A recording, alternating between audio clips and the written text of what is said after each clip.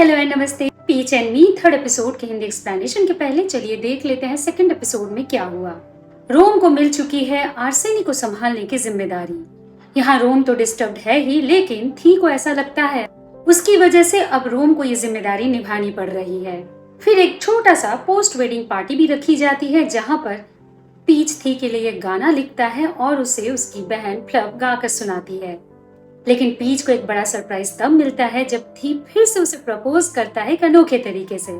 अब कहानी किस तरह आगे बढ़ती है, चलिए उसके लिए चलते हैं थर्ड एपिसोड के हिंदी एक्सप्लेनेशन की तरफ। एपिसोड की शुरुआत होती है पीच से, जो आसमान की तरफ देख रहा होता है। तो थी पूछता है, बताओ फिर कौन सा स्टार चाहिए उसे। पीच जब कहता है कि हम सिर्फ तारों को नाम दे सकते हैं, उस पर अधिकार नहीं जमा सकते, तो थी झट से मीरा को कॉल करता है और कहता है नासा को फोन करो और बताओ वो अब एक स्टार का नाम पीच के नाम पर रखना चाहता है। अब ज्यों की थी के पागलपन से पीच बहुत अच्छे से वाकिफ है, इसीलिए मीरा से कहता है थी के ऑर्डर को सीरियसली न ले। जब थी पूछता है क्यों पीच को क्या लग रहा है वो ये नहीं कर सकता, तो पीच कहता है उसे इसी बात का डर है कि थी ये कर सकता है। तो अब टॉपिक को बदलते हुए थी कहता है जो गाना उसने थी के लिए लिखा था अब उसे खुद गाकर सुनाना होगा। फिर से जब पीच कहता है वो अच्छा गाना नहीं गाता, तो थी कहता है पीच का सांस लेना भी उसे म्यूजिक जैसा लगता है। तो अब थी का दिल रखने के लिए पीच पहला लाइन गाता ही है कि थी तालियां बजाते हुए इमोशनल हो जाता है। दूसरी तरफ यूं फ्लप को बाहर घूमते हुए देखकर मीरा उसे घर के अंदर जाने के लिए कहती है, मगर फ्लप कहती है ये थी का इलाका है और यहाँ हमेशा वो सेफ ही रहेगी। वैसे वो तो यहाँ आई है मीरा को टूर गाइड देने, ये बताने कि घर में कहाँ क्या है। मीरा बताती है आर्सेनी का बॉडीगार्ड होना मतलब सिर्फ सिक्योरिटी का रिस्पॉन्सिबिलिटी लेना नहीं होता, कि ये जानकारी रखना भी होता है बॉस कहाँ रहते हैं, घर का माहौल कैसा है। फिर इतनी इम्पोर्टेंट जगह को तो वो आंखें बंद करके भी पहचान लेगी। इस पर फ्लप झट से मीरा के आंखों पर हाथ रख देती है, मुझे इन फ्लावर्स को ग्लास हाउस में रखना है, तो ले चले मीरा उसे वहाँ। तो दिखाया जाता है सच में बिना देखे ही मीरा फ्लप को ग्लास हाउस तक पहुँचा देती है। वैसे यहाँ पर फ्लप कहती है मीरा बॉडीगार्ड भी है और अब थी की सेक्रेटरी भी, इसका मतलब हुआ वो मॉक के पोजीशन पर है। तो मीरा अगर हमेशा यहाँ रहेगी तो क्या वो अपने फैमिली को मिस नहीं करेगी। मीरा कहती है उसकी कोई फैमिली नहीं है। दरअसल आर्सेनी ऐसे ही लोगों को अपना बॉडीगार्ड चुनता है जिनका खुद का कोई फैमिली न हो। आर्सेनी उन्हें नई जिंदगी देता है, एजुकेशन देता है, इन करता है और बदले में सिर्फ ईमानदारी मांगता है। फ्लप कहती है फिर तो मीरा खुद को लकी समझे, क्योंकि थी के साथ जो काम करता है थी उसे ही अपनी फैमिली मानता है। और सबसे बड़ा एग्जाम्पल तो वो और पीच है, क्योंकि थी की वजह से ही उन्हें एक फैमिली मिली है। जब मीरा पूछती है फैमिली मतलब, तो फ्लप कहती है अभी तो मीरा ने कहा ना आर्सेनी के बॉडीगार्ड्स बॉस के बारे में सब जानते हैं, तो मीरा को ये जानकारी रखनी चाहिए थी कि वो और पीच अनाथ हैं। दूसरी तरफ बचपन के वारदात को याद करते हुए पीच की भी नींद टूट जाती है। तो अब पीच की हालत को देखकर थी सोचता है जो बात वो पीच और फ्लप से छिपा रहा है अब बता देनी चाहिए, और इसके लिए थी पीच को देता है एनवेलप। कट टू फ्लप और दोनों बच्चे अनाथ आश्रम के लिए कुछ सामान पैक करते दिखते हैं। जब फ्लप मान से पूछती है तुम अपना फेवरेट टॉय क्यों दे रही हो, तो मान कहती है इसीलिए क्योंकि अगर उसे ये टॉय पसंद है तो दूसरे बच्चों को भी पसंद आएगी। और फिर डैड, पीच, मॉर, फ्लप, रोम सब उससे इतना प्यार करते हैं कि ये डॉयल अगर वो किसी को दे भी देती है तो उसे अकेला फील नहीं होगा। फ्लप आगे पूछती है दोनों बच्चों को कोई प्रॉब्लम तो नहीं हो रही, तो दोनों बच्चे ही जवाब देते हैं वो यहाँ पर बहुत खुश है। यहाँ फ्लप को बच्चों के साथ इस तरह प्यार से बातें करते देख कर पीच कहता है फ्लप काफी समझदार हो गई है, फिर तो उसे सारी बातें बता देनी चाहिए, फिर फ्लप की मर्जी वो जो चाहे फैसला ले। तो अब अगले कट में मौका मिलते ही पीच वही एनवेलप फ्लप को थमा देता है। अब यहाँ पर दिखाया जाता है दरअसल इस एनवेलप में पीच के मम्मी का डेथ सर्टिफिकेट है। जब पीच पूछता है कि थी उसे ये बात क्यों बता रहा है, थी कहता है पीच ये बात जान कर रखे कि सपने में जो लोग उसे सताते हैं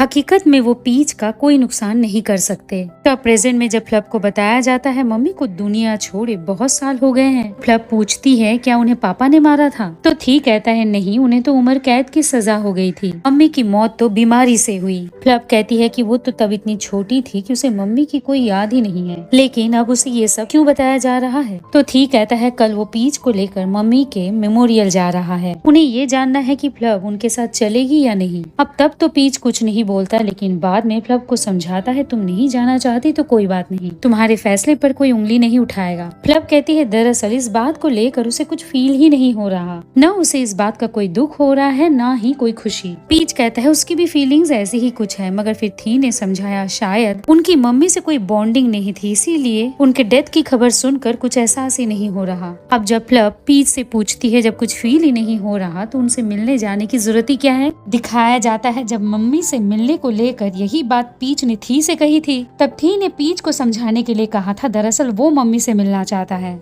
ताकि इस बात का शुक्रिया कह सके कि उनके लिए ही थी को पीच मिला। तब प्रेजेंट में पीच भी फ्लब से यही बात कहता है, मम्मी से मिलने जाना है थैंक्स कहने के लिए, क्योंकि अगर वो नहीं होती तो फ्लब भी उसे नहीं मिलती। लेकिन फ्लब तो इस बात की खुशी जाहिर करती है कि अगर थी उनके जिंदगी में नहीं होता तो क्या होता। नो डाउट थी और पीच एक दूसरे के लिए ही बने हैं। तो पीच कहता है ये बात तो बिल्कुल सही है, वो सच में थी से बहुत प्यार करता है। पीच के मुँह से ऐसी बातें सुनकर फ्लब यहाँ पर ब्लश करने लग जाती है। अब अगले सीन में सबको पीच के मम्मी के मेमोरियल पर देखते हैं। तो अब पीच और फ्लब को थोड़ी देर के लिए वहीं अकेले छोड़कर थी मॉक के साथ अलग होता है और उससे सवाल करता है बताओ कब तक तुम्हारे और रोम के बीच ये कोल्ड वॉर चलता रहेगा। ये कोई ड्रामा सीरीज नहीं है, रियल लाइफ है, मॉक इसे सीरियसली क्यों नहीं ले रहा। तो चिढ़कर मॉक कहता है थी की किस्मत अच्छी है, वरना अगर पीच अपने जिंदगी के प्लानिंग में उसे इंक्लूड न करे तो कैसा लगेगा। तो हंसते हुए थी कहता है रोम ने मॉक का 10 साल इंतजार किया है, अब जब रोम को मनाने का वक्त आया तो मॉक भाव खा रहा है। वैसे अगर रिश्ता आगे नहीं बढ़ाना है तो जिंदगी बर्बाद मत करो, दोस्त बनकर रह जाओ। तो अब और ज्यादा भड़कते हुए मॉक कहता है फीलिंग्स आ जाने के बाद फिर से दोस्त कैसे बनते हैं। थी तो इस हालात का मजे ले रहा है। वही मॉक गुस्से में थी से पूछता है तुम क्या लव गुरु बन गए हो। थी कहता है बिल्कुल, एटलीस्ट मेरे पास मैरिज सर्टिफिकेट तो है। इन दो दोस्तों के नोक झोंक में मीरा क्या बोलेगी जब वो जाने के लिए पूछती है क्या उसे यहाँ से जाना चाहिए। अब जब मॉक ये कहकर वहाँ से जाने लगता है बिल्कुल नहीं, थी के लिए तो मीरा को यही रहना है। तो थी कहता है मॉक एक बार अपने गुरूर को दूर रखकर रोम को कॉल जरूर कर ले।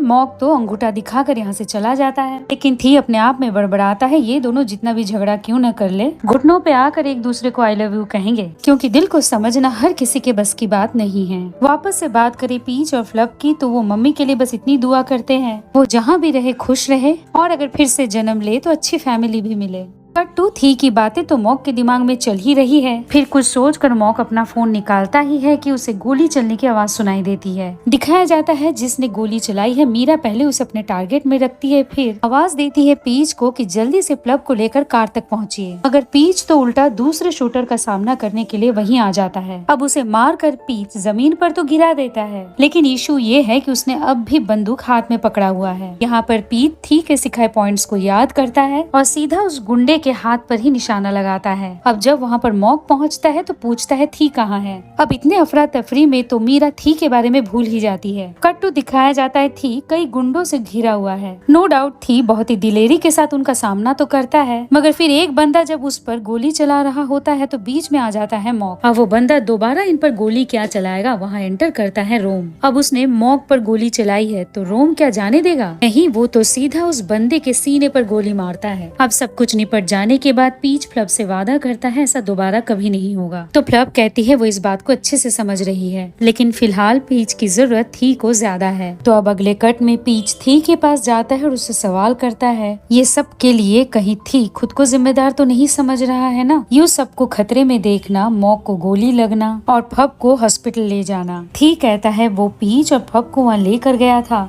ताकि उन्हें अपने अतीत से छुटकारा मिले, मगर अब तो लगता है फब उस पर कभी भी और यकीन नहीं करेगी। तो पीच समझाता है फब थी की बहुत इज्जत भी करती है और सिचुएशन को समझ भी रही है। अब ये सब सुनकर थी इमोशनल तो हो ही जाता है, मगर फिर जब रोम थी और पीच से कहता है जो गुंडे वहाँ आए थे उनका टारगेट वो था न कि पीच और थी, मगर यहाँ पर थी रोम से एक ही सवाल करता है उस आदमी को जान से मारने की क्या जरूरत थी। रोम कहता है अगर वो उस आदमी को नहीं मारता तो हो सकता है जमीन पर मॉक पीच या फिर थी की बॉडी पड़ी रहती। जब थी कहता है कोई दूसरा रास्ता, रोम बात को काटते हुए कहता है नहीं था, और फिर मॉक को चोट देने वाले को वो ऐसे ही तो नहीं छोड़ सकता था। थी जब कहता है उसे अपने इलाके में ये खून खराबा नहीं चाहिए तो रोम ये कहकर चला जाता है ठीक है, फिर वो चला जाएगा यहाँ से। अब अगले कट में जब रोम अपने लिए अर्जेंटली फ्लाइट बुक कर रहा होता है तो मॉक रिक्वेस्ट करता है क्या उसके ठीक होने तक रोम यहाँ रुकेगा नहीं ताकि वो भी रोम के साथ जा सके। दरअसल इस दूरी से वो तो ये समझ ही गया है कि रोम से दूर रहकर वो जी नहीं सकता। अब तो रोम भी खुशी से मॉक को गले लगाता है और कहता है वो लौट कर मॉक के लिए ही तो आया है। दूसरी तरफ थी अब भी इस बात पर इमोशनल हो रहा है कि उसने वादा किया था पीच को प्रोटेक्ट करेगा, मगर वादा निभा नहीं पाया। तो पीच कहता है थी कोशिश करता आ रहा है, ये उसने देखा है। फिर थी तब वहाँ था नहीं, वरना देखता। इस तरह उसके सिखाए मार्शल आर्ट और शूटिंग के जरिए उसने तब उस गुंडे का सामना किया था। तो अब थी सीधा पीच को गले लगाकर उसके स्ट्रॉन्ग बने रहने के लिए उसे शुक्रिया कहता है। वापस से बात करें मॉक की तो वो घर वापस तो आ गया है, मगर रोम कहता है एक और दिन अगर वो हॉस्पिटल में रह जाता तो उसकी इज्जत पर आंच नहीं आ जाती। वैसे अगर मॉक सच में उसके साथ वापस जा रहा है, क्या बताएगा किस रिश्ते से। मॉक जब कहता है कि रोम जैसा फैसला लेगा वैसा, रोम कहता है अगर सच में मॉक जानना चाहता है वो क्या चाहता है तो वो बस यही रिक्वेस्ट करेगा मॉक बाएं हाथ से शूटिंग करना बंद कर दे, क्योंकि उसके लिए मॉक को चेंज होने की कोई जरूरत नहीं। वैसे भी वो मॉक को बॉडीगार्ड, सेक्रेटरी या असिस्टेंट के रूप में अपने साथ लेकर जाना ही नहीं चाहता। मॉक के लिए बस एक ही पोजीशन खाली है, उसे रोम का पार्टनर बनना होगा। मॉक जब कहता है वो रोम के साथ रहने के लिए कुछ भी बनने को तैयार है, तो रोम अब कुछ कहता नहीं, बस मॉक को किस करता है। अब अगले सीन में मॉक मीरा को ये कहकर डांटता है तुम पर यकीन करूँ भी तो कैसे, खतरे के वक्त तो तुम्हें ये भी नहीं पता था कि मिस्टर थी थे कहाँ। अब ये सब फब को बिल्कुल पसंद नहीं आता। वो मीरा का साइड लेते हुए कहती है कि मीरा तो तब उसके और पीच के साथ थी और अपना काम भली भांति कर रही थी। मॉक जब कहता है लेकिन मीरा का काम तो मिस्टर थी को प्रोटेक्शन देना है, तो फब कहती है थी की जान किस में बसी है वो तो पहले देख लो। पीच को प्रोटेक्ट करना मतलब थी के दिल को बचाना नहीं होगा क्या। अब यहाँ पर मॉक और बहस नहीं करता, बल्कि मीरा को ये कहकर चला जाता है ये गलती दोबारा नहीं होनी चाहिए। वही फब मीरा से कहती एक बार तुमने मेरी जान बचाई थी और अब मैंने तुम्हारी जॉब बचाई, तो अब हिसाब बराबर हो गया। अब अगले कट में जब पीच और थी रोम से मिलते हैं तो रोम मुंह फुलाकर चला जाता है। इसके बाद जब पीच थी को समझाने की कोशिश करता है कि उसे रोम से बात करनी चाहिए, तो थी कहता है रोम ने किसी का खून कर दिया है, जैसे कि किसी की जान की उसके सामने कोई कीमत ही न हो, वो तो पूरा पापा ही बन गया है। तो पीच कहता है थी इसका दूसरा तरफ भी तो देखे,